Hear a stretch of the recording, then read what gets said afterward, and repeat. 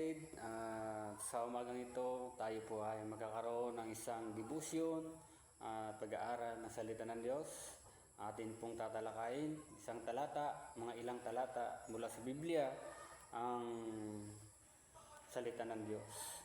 Ang ating talata ay ang aklat po natin ay matatagpuan po natin sa unang uwan, Kabanata 3, talata 16. Isang talata lang po ito at sana ay maintindihan po natin at ma-bless po tayo ng salita ng Diyos, ang mensahe ng Diyos.